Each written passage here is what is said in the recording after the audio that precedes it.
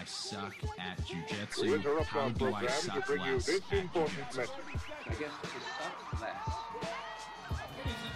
The diabolical leader of the Vietnam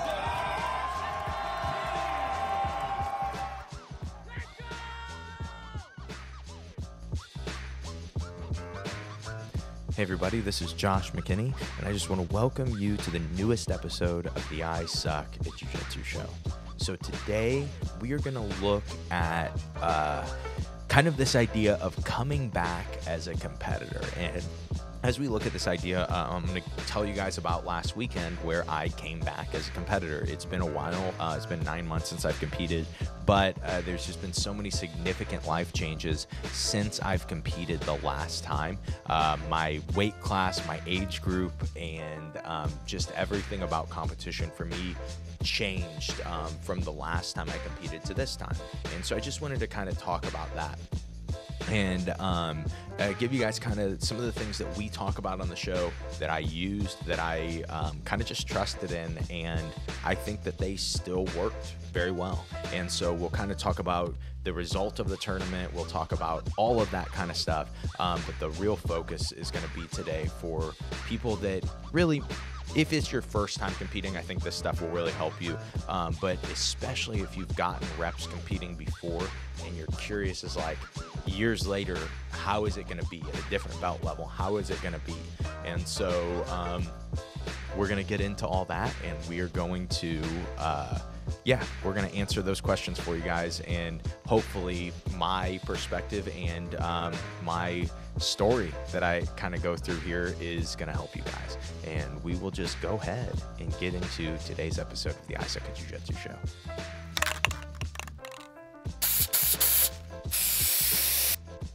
All right, guys, so here's what we're going to do today. We're going to be playing a little story time with Josh, and hopefully maybe not even learning any new lessons, but more just reiterating the competitive lessons that we've learned a bunch of times on the show. And just for me, I'm going to be able to tell you guys how much I trust the stuff that we talk about on the show, because if you follow your boy Josh McKinney, or you follow the I Suck at Jiu-Jitsu show, you know that life has been very different for me lately. And so competition is going to be the same way. So for context, last time I competed, I was a middleweight, 181 pounds, competing at the world's level, competing against literally some of the best guys in the world and doing really well. And that was where we last left our hero. And then in that time, our hero had a son, gained 30 pounds, was weighing in at 208 at one point, and then decided it was time to schedule a competition to motivate myself to come back. And so the perfect competition comes up. It's Memphis Open. And the reason it's the perfect competition is because for me, my birthday is February 23rd. Memphis Open is February 24th. I'm turning 30 on February 23rd. I'm competing at Master 1, And so I know that the level is going to be tough. It's black belt. But I also know the matches are not 10 minutes. And, there's no chance that the number 2 guy in the world is going to jump into my division at the last minute, and then I have to compete against him at that level. And so that's kind of where we're at with it. And I go back to normal I Suck at Jiu-Jitsu show stuff. Get reps, try to deepen your understanding, get reps, get in shape, go performance days, go volume days. I'm probably only training 3 nights a week for this, or 3 days a week consistently for this tournament. There were some weeks I got 4 times, but just with the newborn, or the infant, my wife says, it's just hard to make sure I'm getting to train enough, right? And with running the gym and just all the other stuff that I do. And so getting ready to compete, getting those 3 days in, and probably 2 of those days are just volume. I'm going maybe live rounds, but doing them with people that I am slightly bigger than and significantly better than, and getting reps and reps and reps of the things that I want to be hitting. And so, as it turns out, even though I competed at a heavier weight class, nobody was in my division. And so I didn't have any matches in gi or no gi for Master 1, and I only had open classes. So my day goes ultra heavy, super heavy, ultra heavy, super heavy. And so let me just say off the top here, we're going to go heart to heart with you guys today. And this is people listening to this episode or people who are going, okay, I want to learn how to come back to competing, or I want to learn how to compete and just be a better competitor. And so if you haven't competed in a long time, I really want to convince you throughout this episode that it's a good idea. Maybe you should compete.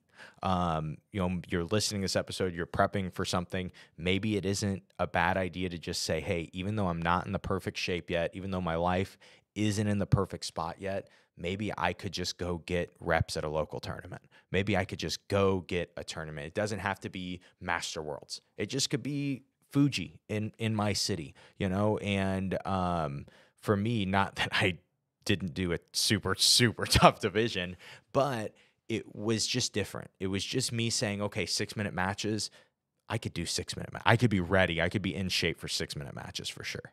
And I kind of even had to play I could have made medium heavyweight for sure.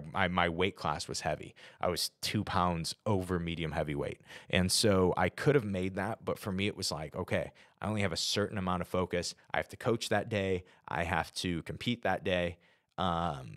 I am going to focus on, I don't want to not be able to hydrate while I'm doing that, right? And so that was where I was at with it. I had one match for heavyweight, and then that guy moved weight classes right before you could move weight class, or you had to stop moving weight classes.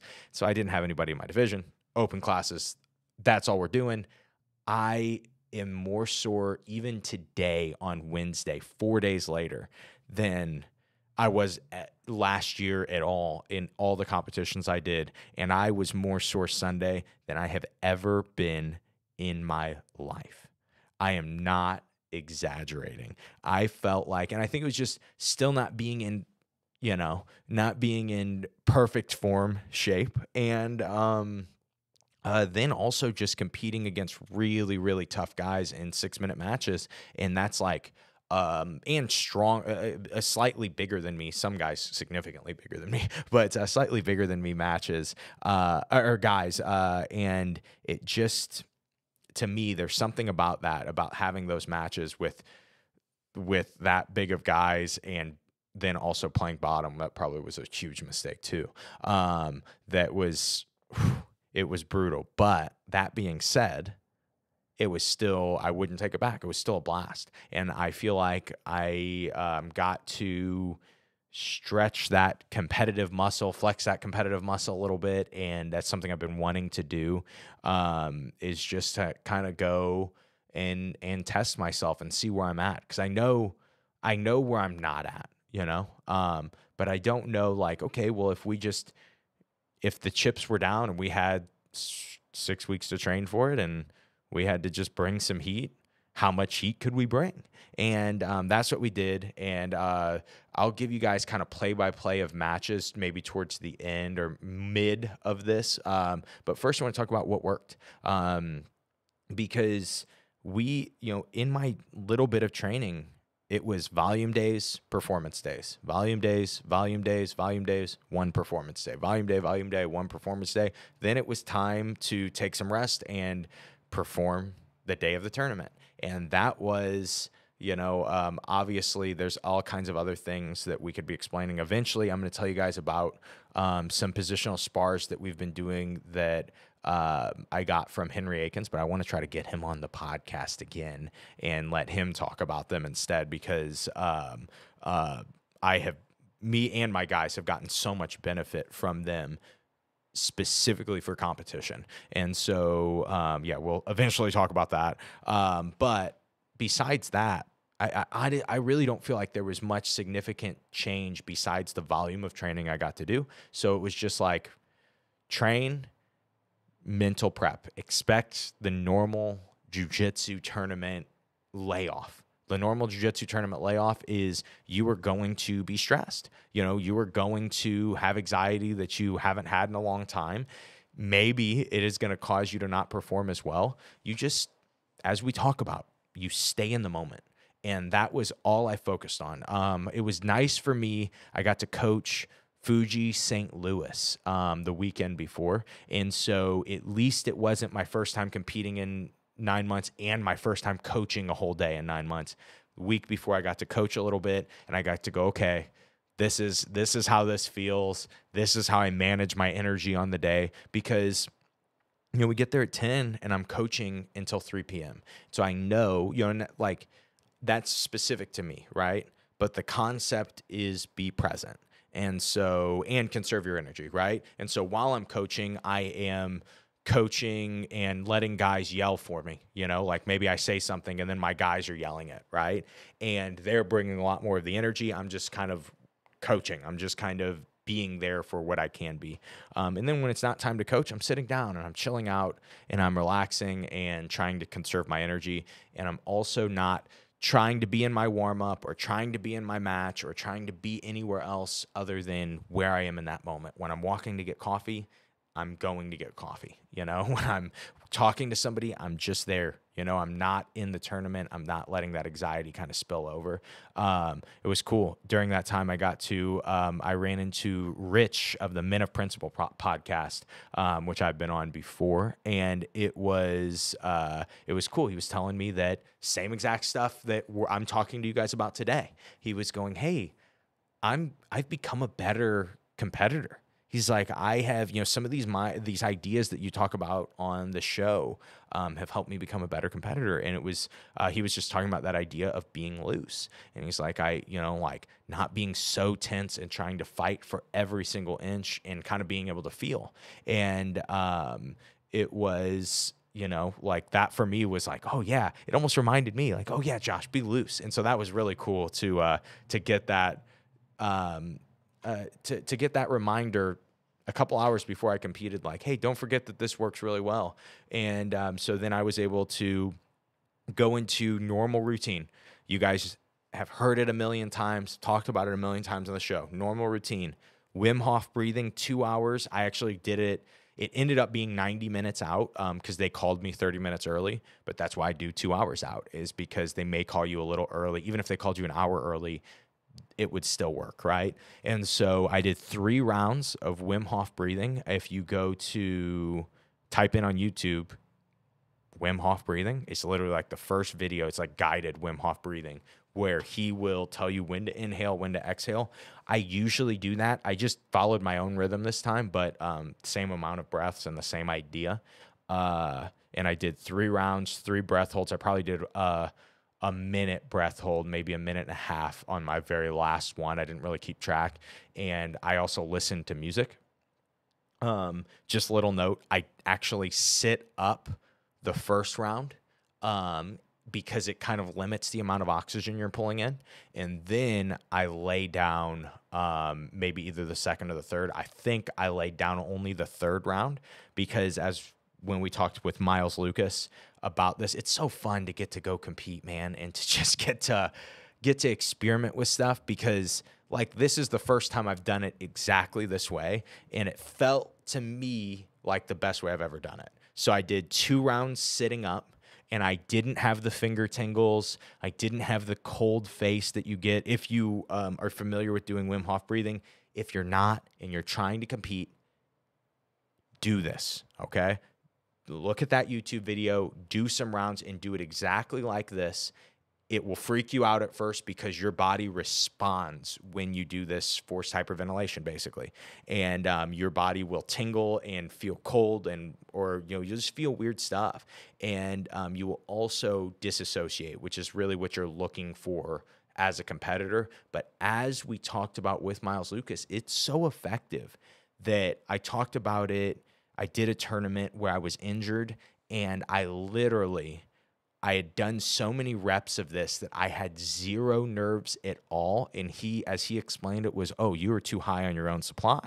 And he said, so what happens then, He goes, did you not protect your injury? And I'm like, literally, I gave this dude my injury at one point in the match. And it was just like, what the heck happened there? And that was the only, and it could have been a million other things. Could have just made a mistake. But when I look at like even how I was retaining guard and how I was playing jiu-jitsu that day, it was like, oh my gosh, it was so lazy. It was so like, I'm going with a white belt and I don't care, but I was going with a really tough black belt. And it was just one of those things like I was winning the whole match and it just didn't think about how to maintain the win. It just, I don't know, didn't play well. And so since then I've been looking at what is the method. 2 rounds sitting up of, I think it's 30 breaths. And I generally like peak them. So they start slow and then they go faster. And then at at rep 20, then I kind of maybe, or even rep 25, maybe I'll do a few slower ones and then I'll do my breath hold. Breath holds, I don't focus too much on 30 seconds on my breath holds. The last one I'll do a minute and a half, but 2 rounds sitting up, 1 round laying down. That round laying down had the finger tingles, but it wasn't ridiculous. It was like just enough. And then I was listening to music and it wasn't too ridiculously aggressive of music. It was probably Lady Gaga or something, who knows. But that right there, if I had nothing else, I would just do that. And I promise you guys, I would choose that over anything else when it comes to warm up, when it comes to anything else. My warm up was my normal jog a little bit, try to get warm, something to try to get warm. Sometimes I'll do different stuff to try to just get that initial warm up, but then I'll do some kind of like get my breath going, like my lungs blown out almost. I know the breath work does that for you, but just feels better to do it this way. I'll do sprint, 3 burpees, sprint, 3 burpees, sprint, 3 burpees, sprint, 3 burpees, sprint, 3 burpees. End up with 15 burpees, and I might do 3 rounds of that total. And I've messed with that. I don't think I have any perfection on that. The real thing is I'm trying to, with at least an hour to recover, or even 45 minutes, 30 minutes to recover, I'm trying to get the anxiety burnt off, basically, or the adrenaline burnt off that you have from for the tournament. And that has always been my favorite way to do it, or at least lately, the last few years, been my favorite way to do it. Those things, just kind of trusting that process for me, even though it's been a while and I'm competing and it feels like I'm competing in a different world than I have been competing in. And I am just going to go out there, whatever, I'm just going to go compete and see how I can do with what I have that day. And it was just so much fun. It was just unexplainable. You know, after how terrible of a son I have and how kind I am to him, on my birthday, on my 30th birthday, I think I could have asked Emily, like, we could have done anything, and she would have been like, yeah, we'll do it. And I chose to go to freaking Memphis and do the Memphis Open. No offense to any of you Memphisians, but nobody in their right mind would choose Memphis Open over like a weekend trip literally anywhere else. And I did, because I'm not in my right mind, and I am just so happy I did it. I'm so beat up from it.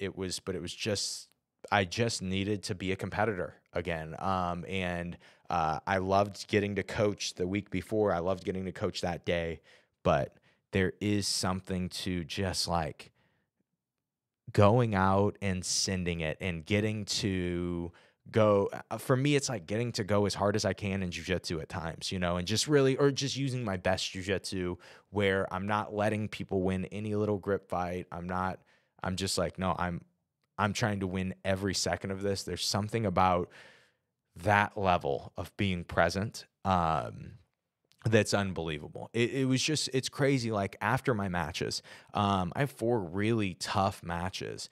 After all those, I'm like, man, I barely even remember what happened in any of those matches. And I'm the type of person that can do 10 rounds and tell you like, oh yeah, this happened in this round, this happened in this round. But that day it was just like so present, so focused on just winning every single fight and then winning the next one and then winning the next one. You know, it was a blast. It felt great. And so let's go ahead. Let's look at. We'll at least talk. We'll go through my first 2 matches, and we'll stop before a really exciting one. I'll give you guys a cliffhanger before we go to a little commercial break.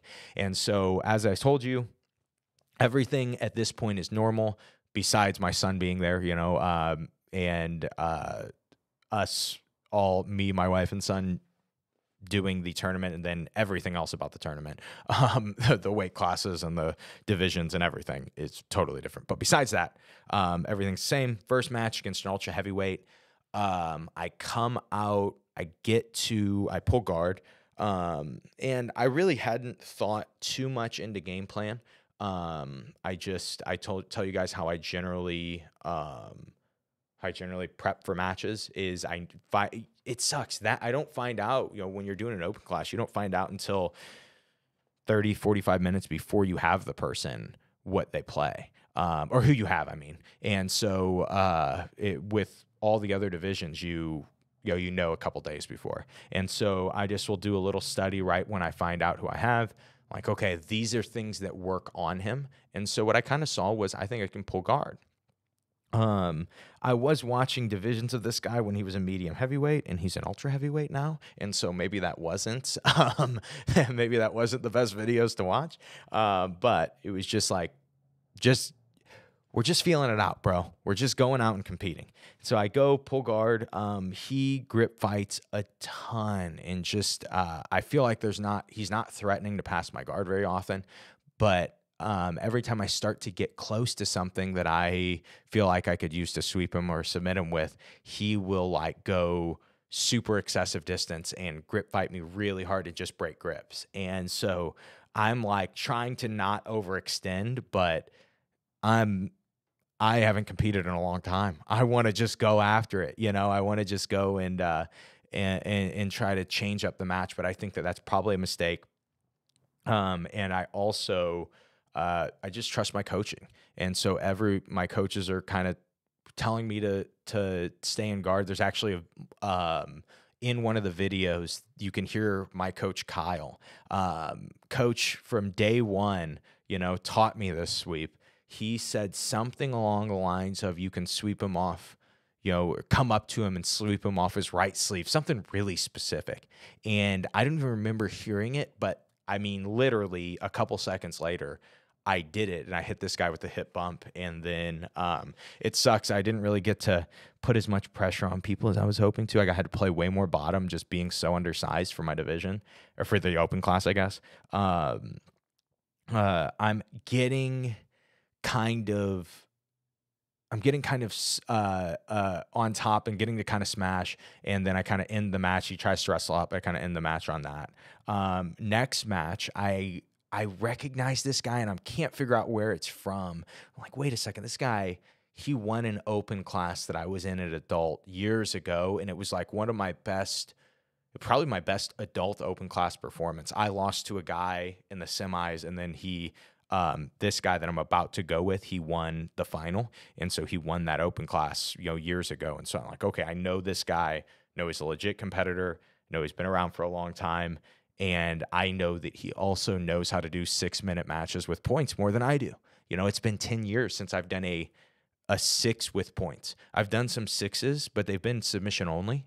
And that's a completely different vibe. You know, especially submission only. They've been no-gi submission only with all submissions legal. Going out and just trying to play the game of heel hooks, it's totally different than going out and playing a 6-minute IBJJF match against guys who have played it. And so just with that, with this match, it was like I felt warm, and I felt like, okay, I'm back to competing now. And I'm not saying I felt like middleweight, you know, Super Saiyan 4 Josh, maybe Super Saiyan 3. Who knows? Who knows which Super Saiyan? Maybe God Key Josh. Who knows which Josh? But 2023 Josh, definitely a peak for me. 2024 Josh, he's not. But didn't matter. I knew what I had that day. And when you're in the moment, none of that stuff matters. It's like, it's never like, me thinking about this isn't what I used to feel like. I didn't used to feel this. I used to feel better after a 6-minute match. My guard used to feel a little more dynamic. Nah, screw that. This is what I have today. Let's go use it to win matches, and we'll just see, and we'll just feel it out. And so as I did that, I went into this match. I went out pretty aggressive. I tried a throw, and it was a throw that would land me in guard if I missed it. And man, I can't believe I didn't hit it. I thought I nailed it. And but from there, I was able to get underneath, was able to sweep, and I was able to really just, I kind of got into a weird spot from the sweep. We ended up in like a 50-50, which always sucks. I almost feel like most of the time you could ask both competitors, like, hey, we could just reset you in like open guard with no grips. Would you guys want to do that? Same guy on top, same guy on bottom. They would be like, yeah, that sounds cool. But it's just like what happens in 50-50, and it's exactly what happened. We both had a favorable grip. Both guys, it's like I needed to get my leg free. Every time I would start to get my leg free, he would start to come up on his sweep. And he really just come up to a single leg. He wasn't even coming up on a sweep, just coming up to a single. And I wanted to keep him on bottom. So then for me, anytime he would open, anytime he would start to threaten it all and do anything but just keep locked, I was starting to pass. And so it was like, I don't want to give up. I'm so close to passing if I can just get through this. And so I'm keeping pressure on him with about a minute left. So I'm up 2 off of my sweep. Minute left, he comes up on a single. And I mean, it's definitely not an angle that 2023 Josh would have been happy about. But I'm able to get up high enough to lock in a guillotine, and it's really, really tight. I can feel it. I really feel like I'm actually going to finish it. He was tough to it. It was deep enough that, I don't know, I expected him to tap there. And I end up sweeping off of it. We kind of both end up standing. There's no score, and I win that match. Feel really, really good. And again, you're in the moment, and you're just kind of watching matches and trying to compete. And now I'm in the final, and haven't even put any thought into this yet, but now I just win my match. I've got about 15-20 minutes to recover, and the other semifinal has already been decided. And the other semifinal is against a guy, and it feels unfair to use physical characteristics to just like, this is how I'm going to describe this guy to you. I'm not going to tell you about any accolades or anything like that. I'm just going to say, like, I look across, like, okay, this next match, your boy Josh McKinney, who's weighing in at a soft 196 pounds and 5'10", goes against this guy in the final who is 6'9", so almost a foot taller. And I don't know what he weighed in at, but he looked like a lean, mean fighting machine. He looked like a regular muscular dude that you just stretched the cruiser bar out on and made him 6'9" when you were in create a character mode. Like, I wonder what it would be like if an average dude had to go up against this guy, and like he was average, but except like he was a foot taller than average. Like, I wonder how that would be. And so you guys will find that out after the commercial break. And so we'll get into that in just a second.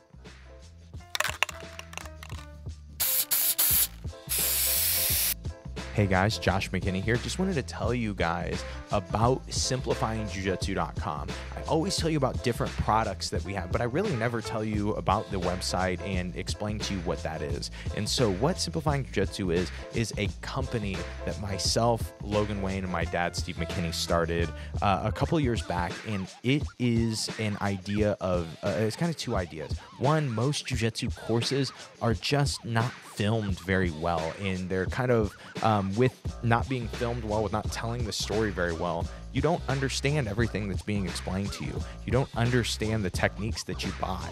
And with Simplifying Jiu-Jitsu, we have tried to change that. And we also have tried to find some of the best ideas and the best coaches to share these ideas with you. And so if you guys ever have any interest, if you're ever looking to up your jiu-jitsu technique, your jiu-jitsu concept, your jiu-jitsu ideas, and if you want to see any of the courses that I've ever released or that my dad has ever released, you can check those out at simplifyingjujitsu.com. And there's so much for you guys to dig in. There's free ebooks. There is courses that will change the way that you look at jiu-jitsu. And this is all available at simplifyingjujitsu.com. Let's go ahead and get back into this episode, and we will talk about my fight with Goliath.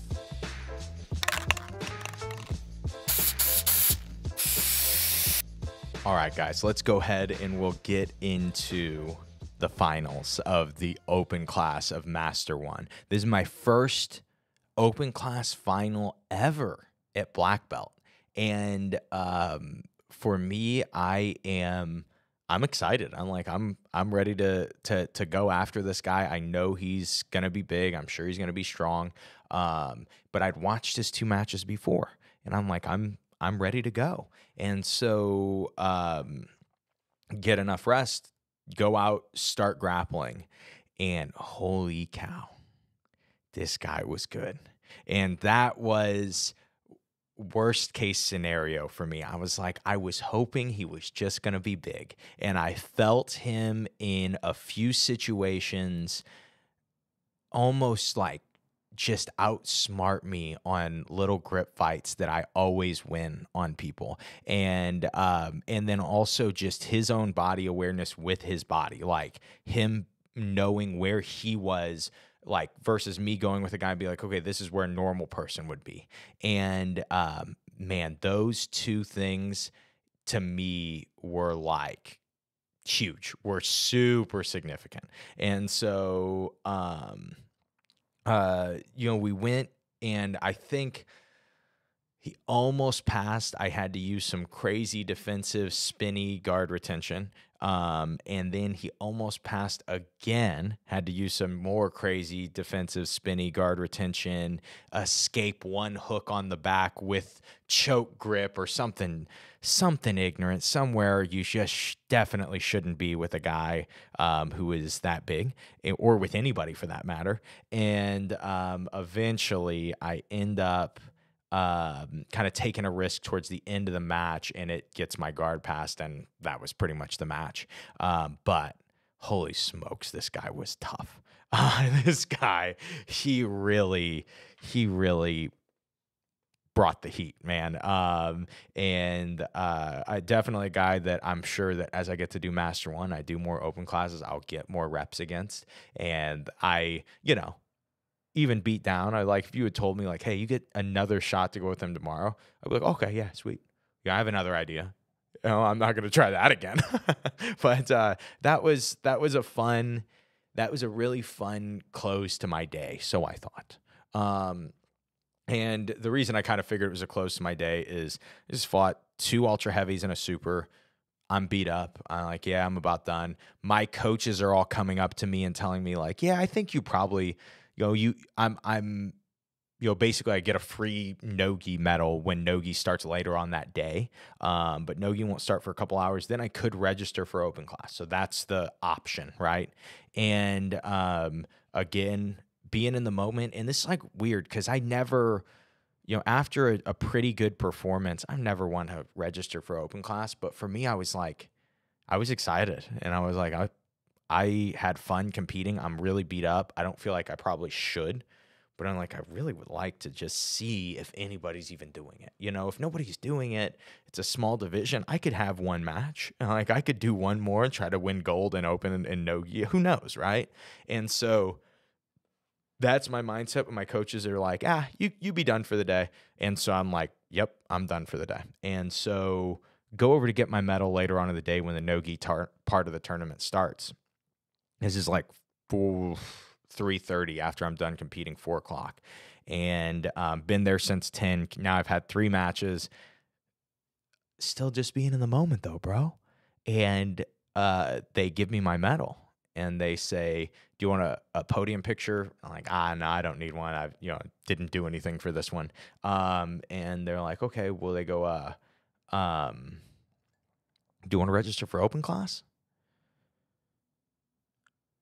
I went, like, I don't know when I'm going to get to compete again. I haven't competed in 9 months. This was such a gift to be able to, I had to pull the birthday card, to get to do. I could have one more match. There's only like 4 guys right now in the Open.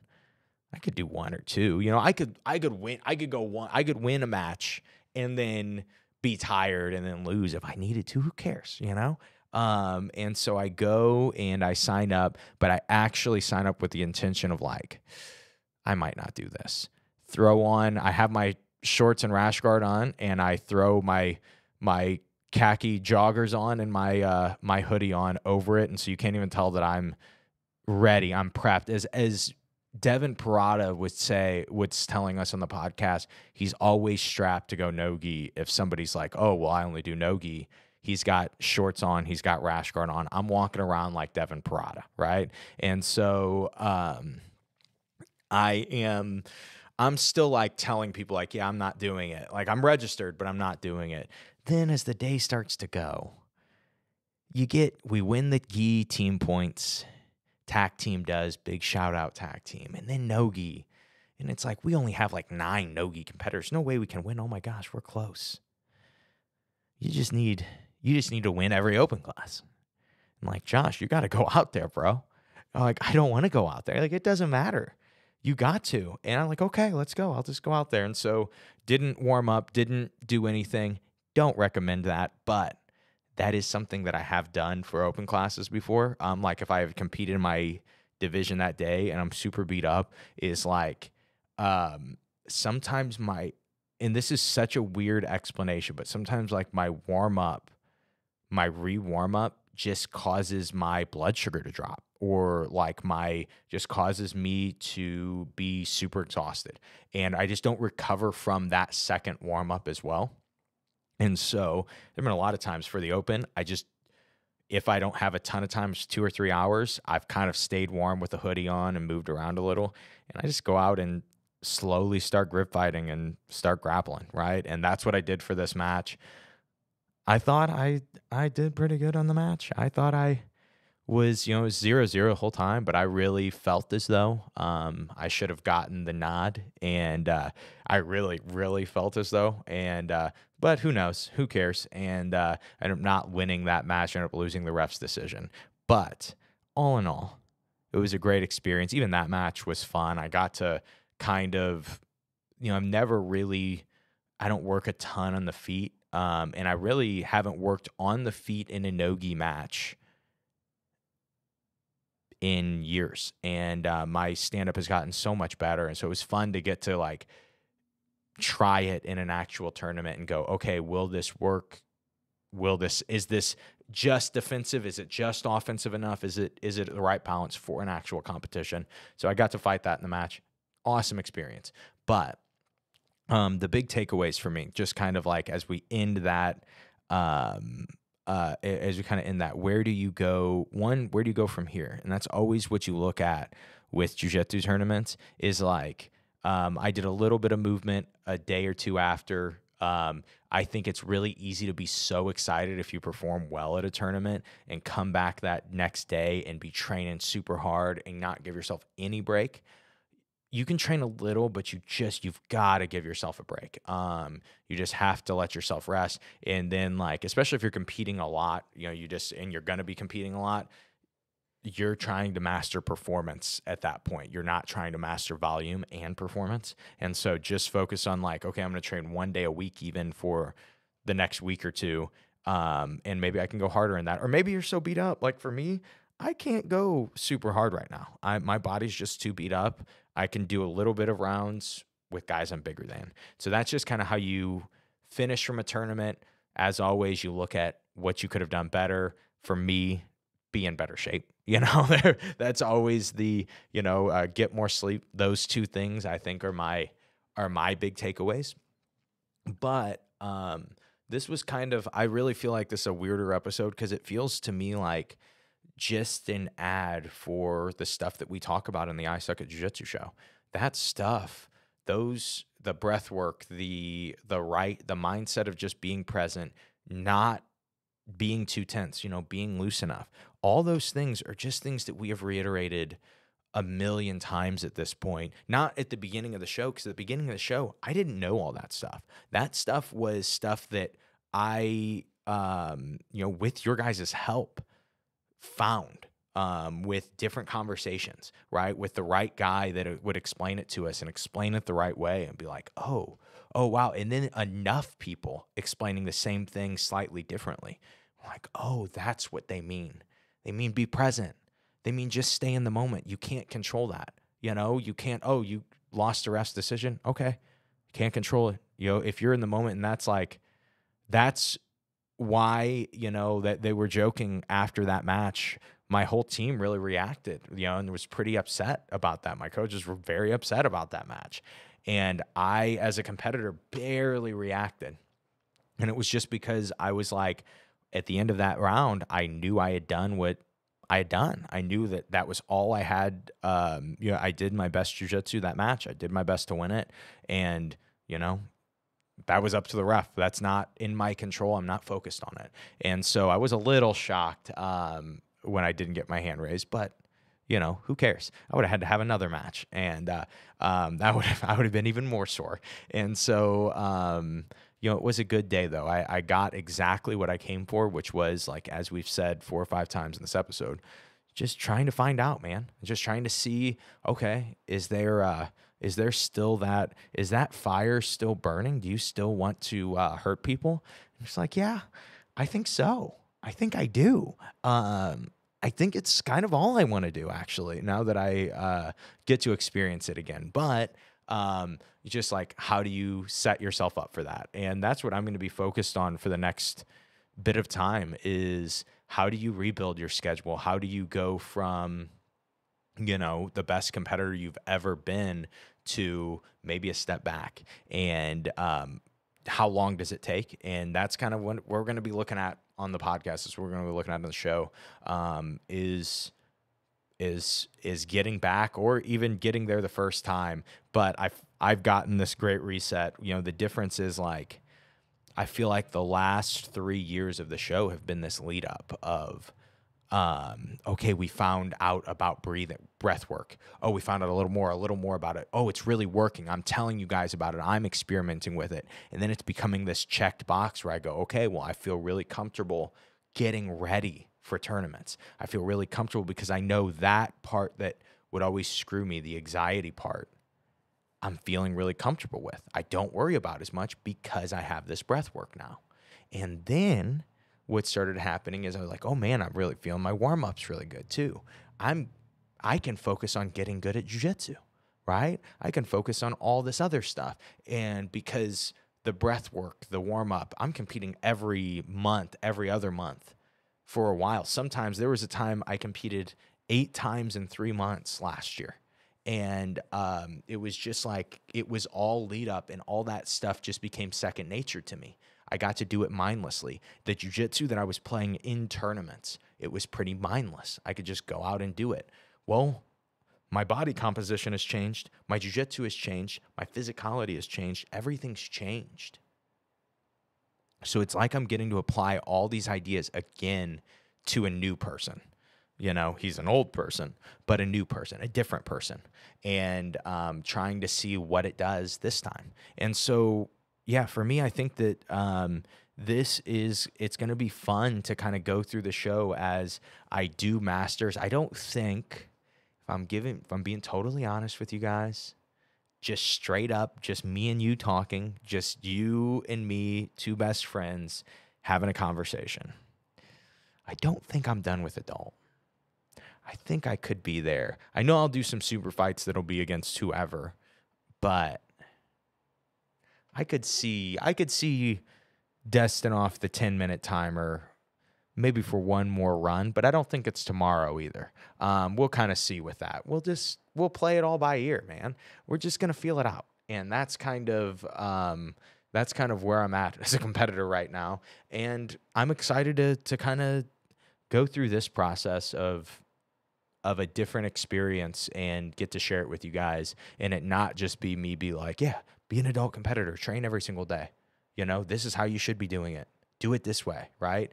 And I don't know. I think it could help even more competitors and just help a larger group of competitors. And so I think that's all I have for you guys today.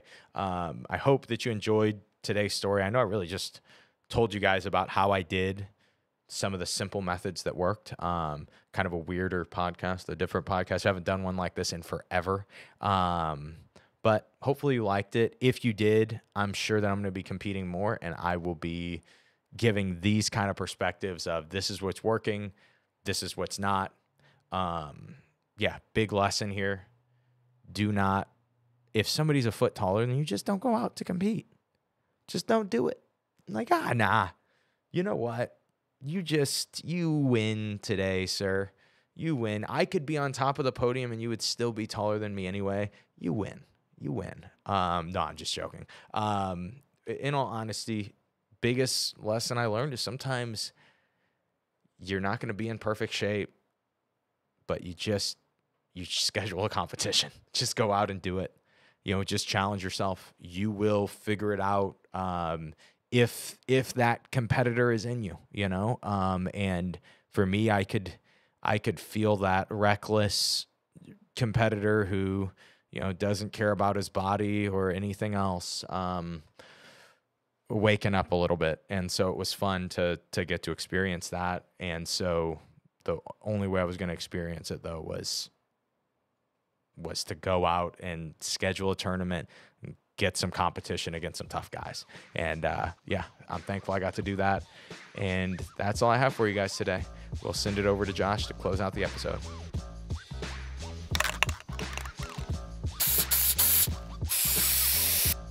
And that is the episode. Hope you guys liked this one. This was fun for me to just kind of tell you guys about the weekend. I know it's cool. IBJJF posted all of those videos on YouTube Live. So if you were looking at IBJJF.com and following my name, you were able to follow along with how my day was going and just all my matches. And so it was funny I was shocked how many texts I came back to after the last ref's decision. My friends didn't handle it well either, but it was cool how many people got to see it and got to just see it for free. I'm so happy that happens, or they're doing that now. Hopefully that's the new standard, man. But regardless, that is all I have for you guys today. Thank you guys for checking it out. Thank you guys for supporting the podcast. And also, I really appreciate how many people just come up and tell me that they listen to the podcast. And it's cool to go to jiu-jitsu tournaments. I've gone to 2 in the last 2 weeks. And the amount of people that have told me that the podcast has helped their jiu-jitsu competition. And not many people tell me how much it helps their jiu-jitsu. Sometimes when I do seminars, they tell me that. But when you're at a tournament, people that see me, they're like, oh yeah, this guy gave me 10 commandments of jiu-jitsu competition and I needed them. And so it's awesome to just get that feedback. You know, that in person, like somebody just coming up and saying hi and sharing their experience with the show and what helped them. And yeah, I just appreciate that. I appreciate you guys. And that's all I have for you guys today. Hope you enjoyed today's episode, and I hope it helps you guys suck just a little bit less at jiu-jitsu. Have a great day, guys.